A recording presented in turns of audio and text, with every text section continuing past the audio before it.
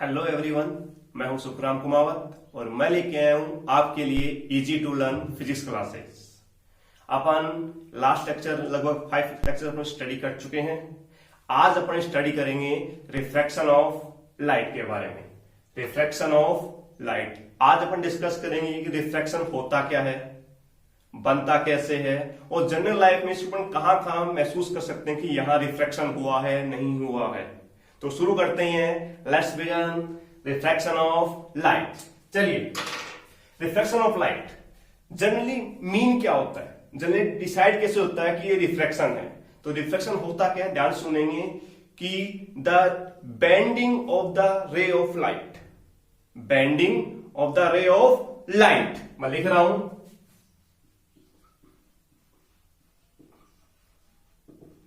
Bending रे of light. अब light रे बैंड कहां होती है, लाइट रे बैंड कब होगी, किस इवेंट में होगी, तो उसलिए बता देते हैं अपन कि जब भी कोई रे ऑफ लाइट एक मीडियम से दूसरे मीडियम में, मतलब यहां एयर है, अपने चारों ओर क्या है, एयर है, एयर से वाटर में या वाटर से एयर में, एयर से ग्लास में या ग्लास से एयर में जब जब ट्रेवल करेगी तब तब क्या होगा, वो अपने पाथ को चेंज कर लेगी, मतलब बेंड हो जाएगी। That is called refraction of light. मतलब सिमिलरली, मतलब कि अपन जनरली अपन क्या कह सकते हैं अपने शब्दों में कि द बेंडिंग ऑफ द रे of light, the bending of ray of light when it passes one medium to another medium is called refraction of light. In other words में अपन क्या लिख सकते हैं कि change in path, change in path। कोई भी रे लाइट है, वो एक मीडियम से दूसरे मीडियम में जा रही है तो अपने पाथ को क्या करेगी, चेंज कर लेगी। That is also called refraction of light. एक ही बात है, कुछ भी लिख सकते हैं, चेंज इन पाथ लिख सकते हैं, bending of ray of light लिखते हैं, अपने अपने समझने का फेर है केवल, और कोई बड़ी बात नहीं है। तो रिफ्लेक्शन ऑफ लाइट बात समझ में आई क्या होता है, bending of ray of light या change in the path of ray when it passes from one medium to another medium. अब ये होता क्यों है भाई, मीडियम में एक मीडियम से दूसरे मीडियम में गई तो पाथ चेंज क्यों किया, ऐसा क्या इफेक्ट हुआ कि उसने अपने पाथ को चेंज कर लिया। That is the main reason. उसका मेन रीजन क्या है, उसका मेन रीजन है स्पीड। जब जब किसी भी मीडियम में लाइट की स्पीड चेंज होगी तब तब अपने पाथ को क्या करेगी, वो चेंज करेगी। जब जब किसी भी मीडियम में, एक मीडियम से दूसरे मीडियम जब जब लाइट रे ट्रेवल करेगी, यदि उसकी स्पीड चेंज हो रही है तो तब तब वो क्या करेगी, अपने पाथ को चेंज कर लेगी, यानी क्या हो जाएगी, बेंड हो जाएगी। उसे अपन क्या कहते हैं, रिफ्लेक्शन ऑफ लाइट। आप जानते हैं जैसे कि अपन जानते हैं वैक्यूम के अंदर, वैक्यूम हो या एयर हो, इन सब में लाइट की वेलोसिटी क्या होती है, 3 × 10⁸ मीटर पर सेकेंड। इसमें भी क्या होता है, एयर के अंदर भी 3 × 10⁸ मीटर पर सेकेंड, अप्रोक्स दोनों में सेम ही होता है। Is that clear.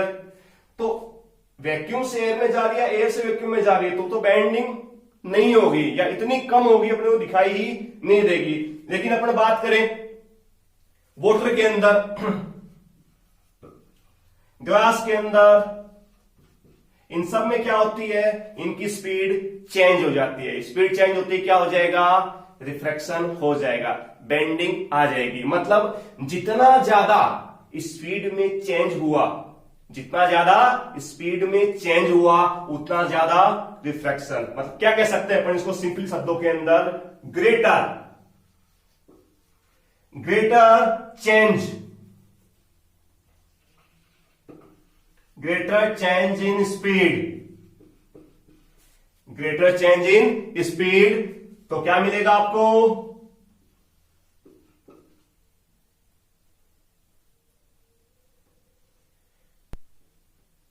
Greater change in speed, आपको क्या मिलेगा, ग्रेटर रिफ्रैक्शन।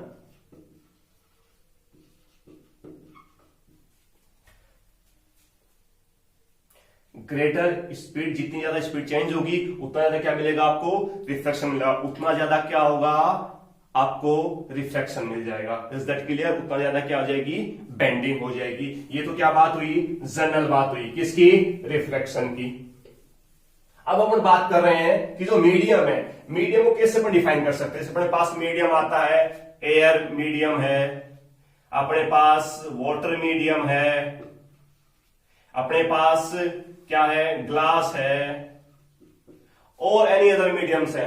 इन मीडियम के अंदर अपन बात करते हैं कि जनरल भाषा में बात करते हैं कि रिफ्लेक्शन कब होता है कि कोई रे है ऑप्टिकल रियर मीडियम से ऑप्टिकल डेंसर मीडियम में, ऑप्टिकल रेयरर मीडियम से ऑप्टिकल डेंसर मीडियम में रे ट्रेवल करेगी तो अपने को क्या होगा? रिफ्लेक्शन मिलेगा। अब ऑप्टिकल रेयरर क्या होता है, ऑप्टिकल डेंसर क्या होता है? मैं लिख देता हूं,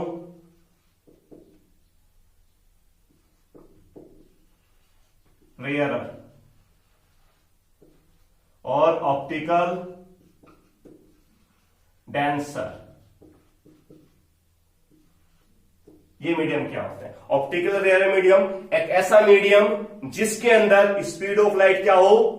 ज्यादा हो। ऐसा मीडियम जिसमें स्पीड ऑफ लाइट क्या हो? ज्यादा हो। More speed of light is called optical rarer medium. और जिसमें स्पीड ऑफ लाइट क्या हो? कम हो, लेस हो, that is called denser medium. Right और नॉट? क्लियर है? ये अपना हो गया बेसिक चीजें। इसके बारे में जो बेसिक्स था वो सब समझा चुका हूं। अपन बात करते हैं थोड़ा टॉपिक के बारे में। इसे मान लिया मैंने एक सरफेस बना दिया, ये ऊपर वाला मीडियम में क्या मान लिया अपन ने? एयर। ऊपर क्या है? एयर। नीचे क्या भरा हुआ है? वाटर। क्लियर? ये मैंने ड्रॉ कर दिया एक नॉर्मल। नॉर्मल अपन जनरली क्यों ड्रॉ करते हैं? इंसिडेंट एंगल के लिए। Very good. ये एक मान ली इंसिडेंट रे, ये क्या आ रही है अपने पास? एक इंसिडेंट रे आ रही है। और ये क्या मान लिया अपन ने? इंसिडेंट एंगल मान लिया। कोई दिक्कत नहीं है। अपन अब जानते हैं ये क्या है? एयर है। ये क्या है? वाटर है। तो ये इसमें स्पीड क्या होगी? ज्यादा होगी। इसमें स्पीड क्या होगी? कम होगी। तो ये क्या हो गया? Optically rarer medium. और ये डेंसर मीडियम। ये ऑप्टिकली रेयर मीडियम या optically denser medium. Is that clear? और अपन जानते हैं यदि कोई रे ऑप्टिकल रेयर मीडियम से ऑप्टिकल डेंसर मीडियम के अंदर जाएगी तो वो बैंड होगी। वो क्या होगी? बैंड होगी। जैसे मान लो ये रे आ रही है, यदि यहां पे कोई मीडियम चेंज नहीं होता तो रे कैसे होती है? इस प्रकार से आती। ये रे क्या होती? इस प्रकार से आती। बट ऐसा नहीं हो रहा है। अब रे क्या होगी? चेंज होगी, या तो नॉर्मल की ओर या फिर नॉर्मल से दूर की ओर। तो पहला टॉपिक अपन इस बार डिस्कस कर रहे हैं कि जब कोई रे ऑप्टिकल रेयर मीडियम से ऑप्टिकल डेंसर मीडियम की ओर जाती है तो वो क्या हो जाती है? ऑलवेज नॉर्मल की ओर बैंड हो जाती है। दिस इज कॉल्ड, और क्या कहेंगे अपन? Refracting angle. रे आना चाहिए था इधर, पर इधर आने के बजाय रे क्या होगी? नॉर्मल की तरफ बेंड होगी। That is called refraction. इस एंगल को अपन क्या कहते हैं? Del, angle of deviation. This is angle of deviation, this is refracted angle, this is incident angle. मैं राइट कर देता हूं आपके लिए। ये मान लिया आपकी इंसिडेंट रे, इंसिडेंट रे, ये इंसिडेंट एंगल हो गया। ये क्या आपका? रिफ्रैक्टेड रे, रिफ्लेक्टेड रे, ये रिफ्लेक्टेड एंगल, ये incident angle. This is refraction. कब? जब कोई रे ऑप्टिकल रेयर मीडियम से ऑप्टिकल डेंसर मीडियम में क्या कर रही है? ट्रेवल कर रही है। इसका उल्टा ले लें, इसका अपोजिट ले लें। क्या ले लें? जब कोई रे ऑप्टिकली डेंसर मीडियम से ऑप्टिकली रेयर मीडियम में ट्रेवल कर रही है तो क्या होगा? ये आपका सरफेस मीडियम सेपरेटर, ये अपन ने क्या कर दिया, नॉर्मल ड्रॉ कर दिया, दिस इज नॉर्मल, एंड ये आपकी इंसिडेंट रे, ये इंसिडेंट एंगल। जब कोई रे कहां से जा रही है, अब मान लिया ये कौन सा मीडियम है, वाटर, ये कौन सा मीडियम है, एयर। वाटर से किसमें आ रही है, एयर में, मतलब डेंसर से किसमें जा रही है, रेयर के अंदर। तो ये क्या हो जाएगी, अवे फ्रॉम द नॉर्मल हो जाएगी। ये कौन सा एंगल आ गया आपका, आर, रिफ्रैक्टेड एंगल। जाना किधर चाहिए था इसको जाना चाहिए था भैया इधर, पर गई किधर, इधर। तो ये एंगल कितना बनेगा आपका, ये एंगल कितना बन जाएगा आपका, डेल, डेविएशन एंगल। अब बात करते हैं कि डेविएशन एंगल बनेगा कितना, इसमें कितना बनेगा। तो यहां डेल कितना बनेगा बता सकते हैं आप, देखेंगे ये आई, ये टोटल आई के बराबर होगा कि नहीं होगा। तो डेल बराबर क्या आएगा यहां से, एंगल आई माइनस का angle are, is that clear. और यहां डेल कितना आएगा, देखो ये आई है, ये पूरा क्या होगा, ये आई है, ये भी आई होगा, ये एक्स्ट्रा बच गया, तो आर में से आई रिप्लेस कर देंगे, माइनस कर देंगे, सॉरी, आर माइनस का आई, इज दैट क्लियर। यहां पे एंगल बन जाएगा, कोई डाउट नहीं है। आगे देखेंगे, इसी आगे चलते हैं आगे। यहां पे क्या हो रहा है, एक्चुअली आई बड़ा है और आर छोटा है। हियर इन दिस केस क्या मिल रहा है आपको, angle I is greater than angle R, और यहां क्या मिल रहा है आपको, angle are is greater than angle I. अब क्वेश्चन ये बनता है अपना कि अपने ये तो बता दिया कि भैया बैंड होगी, जब भी कोई मीडियम है एक मीडियम से दूसरे मीडियम में जाएगी बैंड होगी। अपने ये भी बता दिया कि रियर मीडियम से डेंसर मीडियम में आएगी तो टूवर्ड्स द नॉर्मल होगी, डेंसर से रियर में जाएगी तो अवे फ्रॉम द नॉर्मल होगी। बट होगी क्यों, ये भी तो क्वेश्चन बनता है कि भैया ये नॉर्मल की ओर बैंड क्यों हुई, अवे क्यों नहीं हुई, इसके अंदर अवे क्यों हुई, इस साइड क्यों नहीं हुई। इसका अपन न्यूमेरिकली डिस्कस करेंगे मिस्टर टॉड के फॉर्मूले से, लास्ट में डिस्कस करेंगे इसके बारे में। अभी अपन केवल थ्योरी पढ़ रहे हैं, लास्ट में क्या लेंगे, न्यूमेरिकली इसको प्रूव करेंगे। Is that clear. चलिए आगे चलते हैं, इसी को आगे बढ़ाते हैं। अब एक केस और ले लें। अभी तो बोल रहे थे अपन सारे लोग कि कोई ना कोई एंगल से क्या हो, इंसिडेंट हो, तो कोई ना कोई एंगल बन जाएगा अपने पास। अब मैं बोल रहा हूं कि वो नॉर्मली इंसिडेंट हो रही है, वो क्या हो रही है, नॉर्मली इंसिडेंट हो रही है।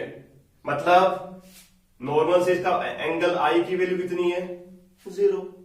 तो क्या होगी रे, बिल्कुल सीधी गुजर जाएगी, मतलब आर इज ऑल्सो 0। चाहे मीडियम कोई भी हो, ये रेयरर हो, ये डेंसर हो, या फिर ये डेंसर हो, ये रेयरर मीडियम हो, मीडियम का यहां कोई इफेक्ट नहीं पड़ेगा। इफेक्ट केवल किसका पड़ेगा, एंगल का। यदि आई और आर दोनों एंगल 0 है, इंसिडेंट एंगल और रिफ्लेक्टेड एंगल दोनों की वैल्यू 0 है, तो रे किसी भी साइड बैंड नहीं होगी, सीधी गुजर जाएगी। इसको भी अपन न्यूमेरिकली प्रूव करके दिखाएंगे टॉड के फॉर्मूले से, ठीक है।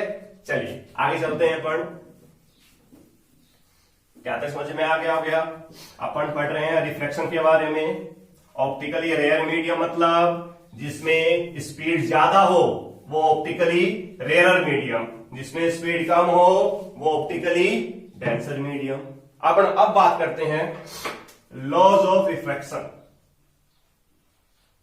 लॉज ऑफ रिफ्रैक्शन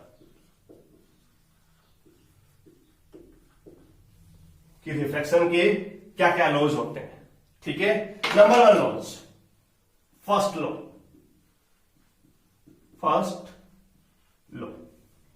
अपने रिफ्लेक्शन दिखाया था आपको। रिफ्लेक्शन क्या हुआ था, छोटा डायग्राम बना रहा हूं आपके लिए। ये नॉर्मल था,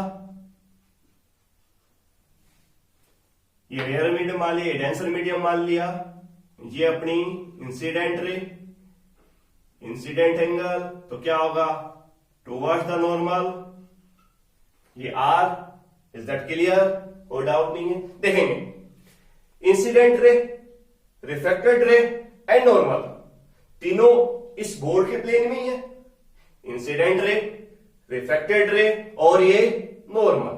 तीनों क्या है, इसी बोर्ड वाले नॉर्मल प्लेन के अंदर है। तो पहला तो क्या बताया उसने कि incident ray, reflected ray and normal all lie in same plane. All lie in same plane मतलब incident ray, reflected ray and normal all lie in same plane. मैंने शॉर्ट में लिखा है incident ray, reflected ray and normal all lie in same plane. कौन सा, first law. Second law क्या कहता है, सेकंड लॉ क्या कहता है, सेकंड लॉ क्या कहता है कि sine of incident angle, sine of reflected angle, the ratio of sine of incident angle and sine of reflected angle क्या होता है, हमेशा एक कांस्टेंट होगा। क्या होगा, कांस्टेंट होगा। दोबारा बोल रहा हूं, ध्यान समझेंगे कि the ratio of sine of incident angle to the sine of reflected angle is a constant quantity. तो इस कांस्टेंट क्वांटिटी को अपन लिखते हैं यहां पे म्यू से। और ये म्यू क्या होता है, ये बड़ा मजेदार चीज मिली आपको, म्यू। बड़ा मजा आएगा इस पढ़ने में, देखेंगे अपन।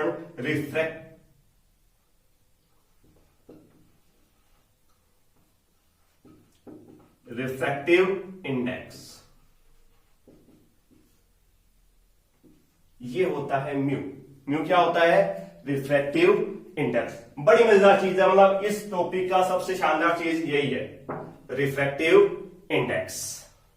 रिफ्रैक्टिव इंडेक्स होता क्या है, क्या काम करता है इसके अंदर, किस प्रकार से वर्क करता है किसके अंदर, रिफ्रैक्शन के अंदर, वो अपन डिस्कस करेंगे। इसमें बहुत सारे अपन न्यूमेरिकल प्रॉब्लम भी सोल्व करेंगे। तो अपन बात कर रहे हैं म्यू की। म्यू डिफाइन होता है स्पीड ऑफ लाइट से, कि किस मीडियम में कितनी स्पीड है। ये किसको डिनोट करता है, स्पीड को डिनोट करता है कि किस मीडियम में कितनी स्पीड है। स्पीड के रेशियो को जो डिनोट करता है वो क्या होता है आपका, म्यू होता है। ये क्या होता है आपका, रिफ्रैक्टिव इंडेक्स। इसको अपन इस प्रकार से वो लिख सकते हैं, म्यू टू 1। म्यू टू 1 मतलब ये फर्स्ट मीडियम, ये आपका सेकेंड मीडियम। इसको अपन क्या बोलेंगे, refractive index of second medium with respect to first medium. Refractive index of second medium with respect to first medium, this is refractive index. अब हम बात करते हैं रिफ्रैक्टिव इंडेक्स के बारे में। पहले डिफाइन करेंगे कि रिफ्रैक्टिव इंडेक्स होता क्या है। तो बात करते हैं रिफ्रैक्टिव इंडेक्स की। रिफ्रैक्टिव इंडेक्स होता क्या है, डिफाइन कर रहा हूं मैं कि the ratio of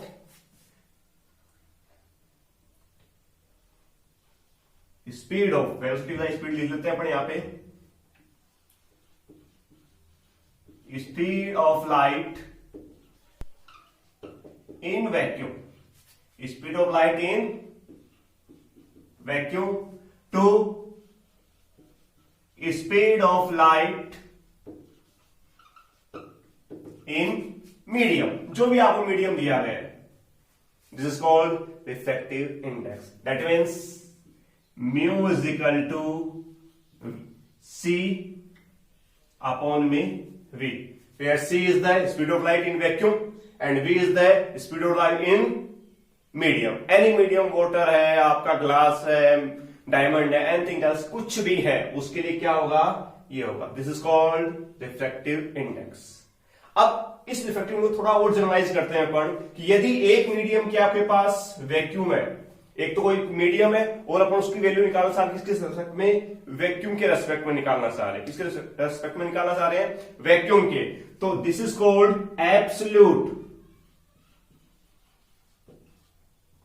absolute refractive index. Means speed of light in medium with respect to vacuum, उसका जो रेशियो होगा वो क्या होगा, एब्सोल्यूट रिफ्रैक्टिव इंडेक्स होगा। अब यदि अपन बात करें कि अपने पास यहां वैक्यूम नहीं है, कोई दूसरा मीडियम, जैसे एग्जांपल लें कि पहला मीडियम अपने पास ऊपर क्या है, वाटर, नीचे क्या है अपने पास, ग्लास, दोनों अलग अलग मीडियम है, किसी में वैक्यूम नहीं है, वाटर से रे कहां जा रही है, ग्लास में जा रही है, ग्लास से कहां जा रही है, वाटर में जा रही है, तो उस रिफ्रैक्टिव इंडेक्स को अपन क्या कहेंगे, उसे अपन कहेंगे रिलेटिव रिफ्रैक्टिव इंडेक्स। और इसकी वैल्यू किसके बराबर होगी, velocity in first medium upon velocity in second medium, या अपन ऐसे बोलते हैं speed in first medium upon speed in second medium is called relative refractive index. यदि वैक्यूम ले रहे हैं अपन तो एब्सोल्यूट, वैक्यूम नहीं ले रहे हैं that is called relative refractive index. अब इस इंडेक्स को अपन वेवलेंथ की फॉर्म में चेंज कर सकते हैं, किसमें, वेवलेंथ की फॉर्म में। देखते हैं अपन in wavelength form, wavelength form क्या होगा देखेंगे। अपन जानते हैं, सिंस वी नो दैट, अपन ने पढ़ा है v बराबर क्या होता है, एफ लैम्डा, v बराबर F lambda, here F is frequency and lambda is wavelength. लिख देता हूं साइड में, here F is, since F is क्या है यहां पे, फ्रीक्वेंसी। जनरली कई टीचर्स यहां पे न्यू भी काम में ले सकते हैं, एन भी काम में ले सकते हैं, चॉइस इज योर, मतलब सिर्फ एक निकलेगा वो है फ्रीक्वेंसी, लैम्डा क्या है यहां पे, वेवलेंथ। क्लियर, तो यहां से v1 की वैल्यू क्या आएगी, this implies v1 is equal to f lambda 1, v2 is equal to f lambda 2। So value क्या मिलेगी, refractive index is equal to f lambda 1 upon f lambda 2। दोनों वैल्यू अपने यहां रख दी, यहां रख दी, एफ से एफ कैंसिल, क्या मिला अपने को, refractive index is equal to lambda 1 upon lambda 2। अब बस तीन वैल्यू आ चुकी है रिफ्रैक्टिव इंडेक्स की। पहली वैल्यू वेरी, जिसे क्या कहते हैं अपन, absolute refractive index. Another value very, v1 upon v2, this is called relative refractive index. और इसी की वैल्यू किसमें निकाल दी अपन ने, लैम्डा की फॉर्म में, वेवलेंथ की फॉर्म में, लैम्डा 1 अपॉन लैम्डा 2। इन तीनों को कंबाइन करें यदि अपन, तो यहां से अपन क्या मिलेगा, mu is equal to, mu is equal to अपन कह सकते हैं v1 upon v2 is equal to lambda 1 upon lambda 2। और म्यू को अपन एक चीज और लिख सकते हैं, कह सकते हैं μ2 अपॉन μ1, इसे कह सकते हैं μ2 1, refractive index of second medium with respect to first medium, जो मैंने पहले बताया था अभी आपको। इसको जनरलाइज रूप से कह सकते हैं μ2 अपॉन μ1, ये अपन प्रूव कर चुके हैं, ये भी अपन जानते हैं v1 अपॉन v2। ये फॉर्मूला अपने काम आएगा न्यूमेरिकल्स प्रॉब्लम के लिए। इज दैट क्लियर, यहां तक कोई डाउट नहीं किसी को। अब बात करते हैं रिफ्रैक्टिव इंडेक्स के इंपोर्टेंट फैक्ट्स के बारे में, कि रिफ्रैक्टिव इंडेक्स कहां का डिपेंड करता है, किन क्वांटिटी पर निर्भर करता है। तो देखते हैं, इसको रफ कर देता हूं मैं। अपन बात कर रहे हैं रिफ्रैक्टिव इंडेक्स की डिपेंडेंस की, कि रिफ्रैक्टिव इंडेक्स कहां कहां डिपेंड करेगा। तो पहले अपन बात करते हैं nature of the medium, nature of the medium किस पर डिपेंड करेगा, मीडियम के नेचर पर डिपेंड करेगा कि मीडियम डेंसर है या रेयर मीडियम, रेयर मीडियम है या डेंसर मीडियम है। जो जितना अधिक डेंस होगा, जो जितना अधिक डेंस होगा उसका रिफ्रैक्टिव इंडेक्स भी उतना ही ज्यादा होगा, जो जितना डेंस होगा उसका रिफ्रैक्टिव इंडेक्स उतना ही ज्यादा होगा, जो जितना कम डेंस होगा उतना ही उसका रिफ्रैक्टिव इंडेक्स कम होगा। याद रह जाएगी बात, मैं क्या बोल रहा हूं कि मोर डेंस की डेंसिटी, डेंस ज्यादा है,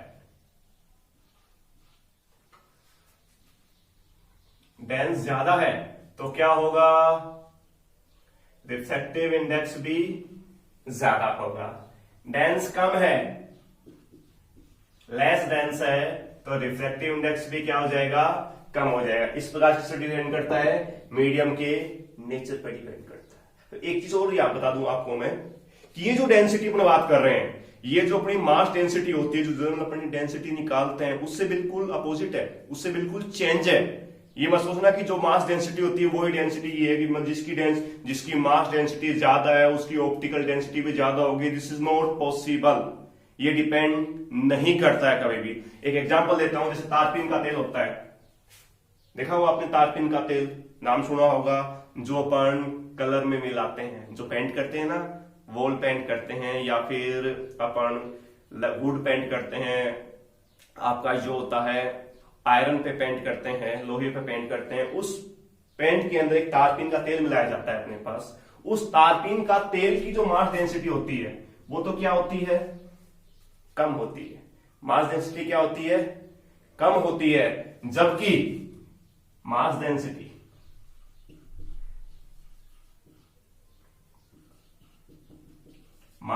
क्या होती है, कम होती है। और जो ऑप्टिकल डेंसिटी आती है, ऑप्टिकल डेंसिटी वो क्या होती है, ज्यादा होती है। तो इस एग्जांपल इसलिए लिया गया कि हम समझा सकूं कि mass density is completely different to the optical density. दोनों एक दूसरे पे डिपेंड करें जरूरी नहीं है, कुछ केस में डिपेंड कर भी सकता है, पर all cases are not dependent. Clear that?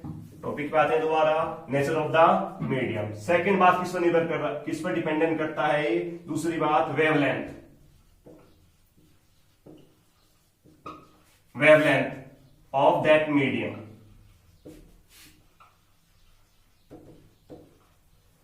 Wavelength of that medium, जो मीडियम में है, जिस मीडियम में जा रहा है, उस लाइट जो है जिस मीडियम में ट्रेवल कर रही है, उस पर क्या करेगा, उसकी वेवलेंथ पर आपका रिफ्रैक्टिव इंडेक्स डिपेंड कर। तीसरा डिपेंड कर रहा है टेम्परेचर पर। तीसरा किस पर डिपेंड करता है, टेम्परेचर पर। कुछ आपने देखा, कुछ ऐसे मटेरियल होते हैं जिसका टेम्परेचर अपन बढ़ा देते हैं तो उसकी डेंसिटी कम हो जाती है, डेंसिटी कम हो गई तो रिफ्रैक्टिव इंडेक्स भी क्या हो गया, कम हो गया। Clear that? फोर्थ पॉइंट क्या कह रहा है इसका, कि रिफ्रैक्टिव इंडेक्स ये अपने को बताता है कि जो रे ऑफ लाइट है वो किधर बेंड होगी, अवे फ्रॉम द नॉर्मल या टूवर्ड्स द नॉर्मल। अपने को रिफ्रैक्टिव इंडेक्स क्या बताता है कि आपकी जो रे ऑफ लाइट है रिफ्लेक्शन के बाद किसी दूसरे मीडियम में प्रवेश करने के बाद नॉर्मल की तरफ बेंड होगी या नॉर्मल से दूर बेंड होगी। ये कौन बताता है? आपका रिफ्रैक्टिव इंडेक्स बताता है। एक चीज और, रिफ्रैक्टिव इंडेक्स इंडिपेंडेंट होता है। ये किससे इंडिपेंडेंट होता है?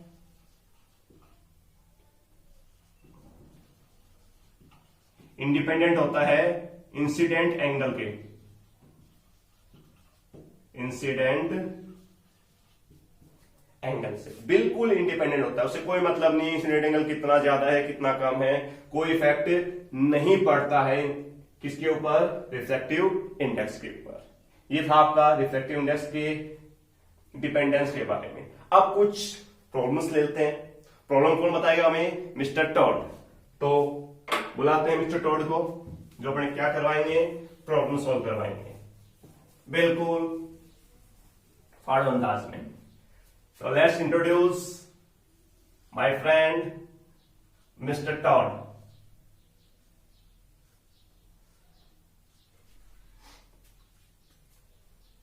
Mr. Todd अपने लिए प्रॉब्लम्स लेके आए हैं, तो शुरू करते हैं फर्स्ट प्रॉब्लम से। स्टार्टिंग मैंने बताया था आपको कि कोई लाइट थी जो नॉर्मल के अलोंग इंसिडेंट हो रही थी और नॉर्मल के अलोंग क्या हो गई थी, रिफ्लेक्टेड हो गई थी, दूसरे मीडियम में चली गई थी। अपने यहां क्या बताया था, यहां पे कोई बेंडिंग नहीं हुई।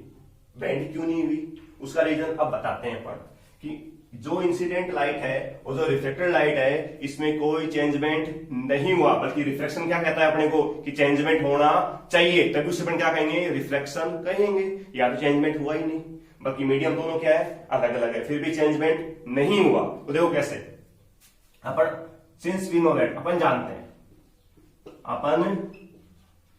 हैं क्या जानते हो आप, mu over is equal to क्या होता है, साइन आई अपॉन में साइन आर। पढ़ा आपने, कहां से पढ़ा था ये स्नेल्स लॉ। ये क्या आपका स्नेल्स लॉ है, ठीक है। मान लिया मीडियम दोनों अलग अलग है, तो अपन कह सकते हैं μ2 1 लिख सकते हैं, कोई दिक्कत वाली बात नहीं है।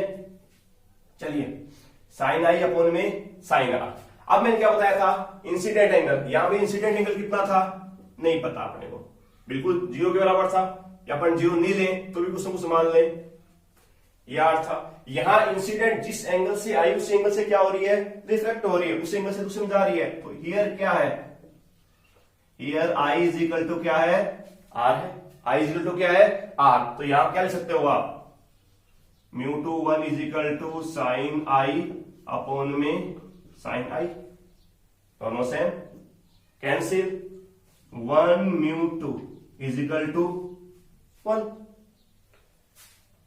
μ2 क्या लिख सकता हूं मैं, μ2 अपॉन में μ1 बराबर 1, मतलब this implies μ2 is equal to μ1, मतलब दोनों मीडियम का रिफ्रैक्टिव इंडेक्स क्या है, सेम।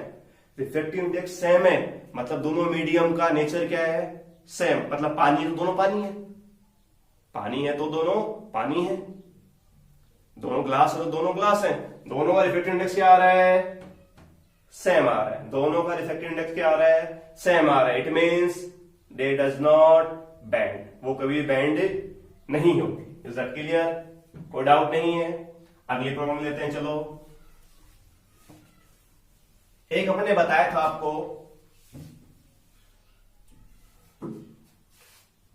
कि ये नॉर्मल अपना, ये इंसिडेंट रे, ठीक है, इंसिडेंट एंगल आई, और ये आपकी मान लिया मैंने इसको, ये रेयर मीडियम और ये मान लिया डेंसर मीडियम, कोई डाउट नहीं है, ये टुवर्ड्स द नॉर्मल हो गई, ठीक है। यदि ये डेंसर होता, दूसरा कैसे देता हूं मैं, ऊपर वाला डेंसर नीचे वाला रेयर मीडियम है, ये आपका क्या है, नॉर्मल है, कोई दिक्कत नहीं है। रे आई तो ये क्या होगी, अवे फ्रॉम द नॉर्मल होगी। कैसे पता करें, मैथमेटिकली कैसे पता करें कि अवे जाएगी या टुवर्ड्स जाएगी, तो देखिए शुरू करते हैं। अपन जानते हैं क्या जानते हैं अपन, μ2 1 इज इक्वल टू कि अवे जाएगी या पास आएगी, उसकी बात करें अपन, तो अपन जानते हैं μ2 1, या म्यू बोल सकते हो आप, कोई बड़ी बात नहीं है, ठीक है। या इसको अपन चेंज भी कर सकते हैं, एयर टू ग्लास में जा रही है, ग्लास से एयर में जा रही है, चॉइस इज योर। क्या होता है अपने पास, स्नेल्स लॉ की हेल्प से साइन आई अपॉन में साइन आर, साइन आई अपॉन में साइन आर, या तो कोई दिक्कत नहीं। देखेंगे ये क्या है अपने पास, साइन आई अपॉन में साइन आर आ गया, कोई दिक्कत नहीं। यहां पर μ2 1 क्या होता है भाई, म्यू बराबर अपने प्रूव किया था सी अपॉन में वी, याद है क्या प्रूव किया था अपन ने, सी अपॉन में वी दिखाया था अपन ने, मतलब म्यू बराबर क्या है अपने पास, सी अपॉन में वी। और सिंस अपन जानते हैं always c is greater than v, light velocity always क्या होगी, किसी भी अदर मीडियम वेलोसिटी से हमेशा क्या होगी, ज्यादा होगी। यदि ये ज्यादा है तो क्या होगा, sine i always greater than sine r. तो अपन जानते हैं आई और आर, यदि स्मॉल एंगल हो तो अपन क्या लिख सकते हैं, angle I is greater than angle R. I बड़ा होगा, आर छोटा होगा, आई बड़ा होगा और आर छोटा होगा। मतलब ने क्या बताया कि यदि ऊपर वाला मीडियम के अंदर क्या है, लाइट की स्पीड ज्यादा है, तो नीचे वाले में लाइट की स्पीड कम है, तो इंसिडेंट एंगल ज्यादा होगा, रिफ्लेक्टेड एंगल छोटा होगा। मतलब टुवर्ड्स द बैंड वो क्या होगी, टुवर्ड्स द नॉर्मल क्या होगी, बैंड हो जाएगी। मतलब रेयर से डेंसर में जाएगी तो ऑलवेज क्या होगी, वो नॉर्मल की ओर बैंड हो जाएगी। इससे हम ऐसे ही समझ सकते हैं, जैसे मान लो, तो दूसरा एग्जाम्पल समझा देता हूं इसको मैं, इसको ऐसे पढ़ा लेने दो। मान लिया वो डेंसर से रेयर में जा रही है, कहां जा रही है, डेंसर से रेयर में जा रही है, तो मैं बात करता हूं μ2 1 की, क्या होता है, साइन आई अपॉन में साइन आर। यहां तक कोई डाउट नहीं है। कहां से जा रही है भैया, हमने बोला भैया ये तो जा रही है μ2 से, सॉरी V1 से, V2 बोल दो या ऐसे बोल दो भी, क्या फर्क पड़ रहा है, V2 से V1, कोई दिक्कत नहीं है। V2 से V1 बोल दो, V1 से V2 बोल दो, आपकी जैसी इच्छा हो ऐसा लिख सकते हो, कोई मनाही नहीं है। किसी को आप ये मान लो, किसी को आप V2 मान लो, तो इस चीज ऊपर क्या है, किस मीडियम में है, ये मीडियम क्या माना आपने, डेंसर, ये मीडियम क्या माना आपने, रेयरर। ये मीडियम क्या आपके लिए डेंसर है, ये मीडियम क्या है आपके लिए रेयरर है। ठीक है, तो अपने पास क्या है, कहां से आ रही है, ये आपका V1 है, ये आपका क्या है V2 वैल्यू है, कोई दिक्कत नहीं है। यहां क्या है अपने पास, V2 ज्यादा है, सॉरी उल्टा लिख दिया मैंने, ये V2 और ये आपका V1, यहाँ पे कौन ज्यादा है, V1 ज्यादा है। V1 ज्यादा है तो क्या लिख देंगे अपन, since here V1 is greater than V2, V1 बड़ा है V2 छोटा है, V1 बड़ा है V2 छोटा है, तो क्या लिख सकते हो अपन, sine R is greater than sine I, this implies R is greater than I। R बड़ा है तो रिफ्रैक्टिव एंगल बड़ा होगा, मतलब अवे फ्रॉम द नॉर्मल। कब, जब डेंसर से किस में जा रही हो, रेयर में जा रही हो, रेयर से डेंसर में जाएगी टुवर्ड द नॉर्मल होगी। रीजन समझ में आ गया, डेंसर से रेयर में जा रही है तो अवे फ्रॉम द नॉर्मल होगी। रीजन क्लियर है, कोई डाउट नहीं है। चलिए और प्रॉब्लम्स लेते हैं, छोटी प्रॉब्लम्स, ताकि इसको अपन कंसेप्चुअली डीपली स्टडी कर सकें। क्लियर। अब सपोज करो आपको कहा गया है कि आपके पास, अपन जानते हैं कि लाइट की वेलोसिटी वैक्यूम में या एयर में कितनी मानते हैं अपन, 3 × 10⁸ मीटर पर सेकेंड। तो किसी मीडियम में इसकी वेलोसिटी निकालिए, किसकी, लाइट की वेलोसिटी निकालिए किसी अदर मीडियम में। उस मीडियम के लिए आपको रिफ्रैक्टिव इंडेक्स दिया गया है, कितना दिया गया है, 1.5। कितना दिया गया है, 1.5 दिया गया है। उसके लिए क्या निकालना, उस मीडियम में वेलोसिटी निकालनी है किसकी, स्पीड निकालनी है किसकी, लाइट की। तो अपन जानते हैं, since we know that mu बराबर होता है C/V, फॉर्मूला सब जानते ही हो। C की वैल्यू 3 × 10⁸, V की वैल्यू नहीं पता, म्यू की वैल्यू पता है 1.5। कर दो ट्रांसफर और कर दो सोल्व। V = 3 × 10⁸ अपॉन 1.5, कैंसिल, क्या बचेगा, 2 × 10⁸ मीटर पर सेकेंड। सिंपल है, इजी है। अब इश्यू को ऐसा कह दिया जाए कि भैया रेस्पेक्ट में निकालिए, ये तो हमने डायरेक्ट वैल्यू निकाल दी, किसी रेस्पेक्ट में निकालिए। कि मान लो अब ये कह दिया जाए कि पानी का, वाटर का रिफ्रैक्टिव इंडेक्स आपको दिया गया है 4/3। वाटर का रिफ्रैक्टिव इंडेक्स आपको दिया गया है 4/3। वाटर के अंदर स्पीड ऑफ लाइट चाहिए रिलेटिव टू वैक्यूम। वैक्यूम के रेस्पेक्ट में वाटर के अंदर क्या चाहिए आपको, स्पीड ऑफ लाइट चाहिए। तो वही फॉर्मूला यही लगना है, म्यू बराबर C/V। C की वैल्यू अपन जानते हैं, रखने की कोई जरूरत नहीं, क्योंकि रेस्पेक्ट में निकालना है, C को C रहने दो, कोई फर्क नहीं पड़ना। 4/3 क्या हो जाएगा, 3/4C। लो बात खत्म, सॉरी उल्टा लिख दिया क्या अपन ने, थोड़ा सा गड़बड़ कर दिया अपन ने। C/V तो निकालना था भैया अपने को, = 4/3। क्या चाहिए अपने को, V चाहिए। This implies V = C/3/4C। Is that clear, कि यदि रिफ्रैक्टिव इंडेक्स 4/3 है तो वेलोसिटी कितनी हो जाएगी, 3/4 of light velocity, 3/4 of light velocity हो जाएगी। Is that clear. ये कुछ प्रॉब्लम्स थी जो अपन ने सोल्व की आज, और भी बहुत सारी प्रॉब्लम्स हैं जो अपन सोल्व कर सकते हैं आसानी से, इससे हो जाएंगी। आप करके देख सकते हो, नहीं आए तो आप मुझे वो प्रॉब्लम शेयर कर सकते हो, व्हाट्सएप पे शेयर कर सकते हो, कमेंट बॉक्स में शेयर कर सकते हो। कुछ वैल्यूज है रिफ्रैक्टिव इंडेक्स को मैं लिख देता हूं आपके लिए। जैसे अपन बात करते हैं वैक्यूम के लिए, तो वैक्यूम के लिए म्यू = क्या लेते हो हमेशा, 1। एयर के लिए म्यू की वैल्यू होती है 1.0003 अप्रोक्सीमेट, भैया 1 ही मान देते हैं, इतना बड़ा छोटा है बेचारा, इतना छोटा है तो 1 के इक्विवेलेंट ले लेते हैं। पॉइंट तो मेरे बहुत छोटा है, 0 के बराबर ही है तो 1 ही मान लेते हैं इसको। और बात करते हैं अपन वाटर के अंदर, वाटर में म्यू की वैल्यू होती है 4/3, अभी अपन ने लिखा था, इसकी वैल्यू होती है 1.33। ग्लास की बात करें तो म्यू की वैल्यू होती है 3/2 मतलब 1.5। डायमंड की बात करें, डायमंड के अंदर म्यू की वैल्यू होती है 2.42, और म्यू क्या होता है आप जानते हो, यूनिटलेस होता है, तो यहाँ पे किसी की यूनिट की रिक्वायरमेंट नहीं है। Is that clear?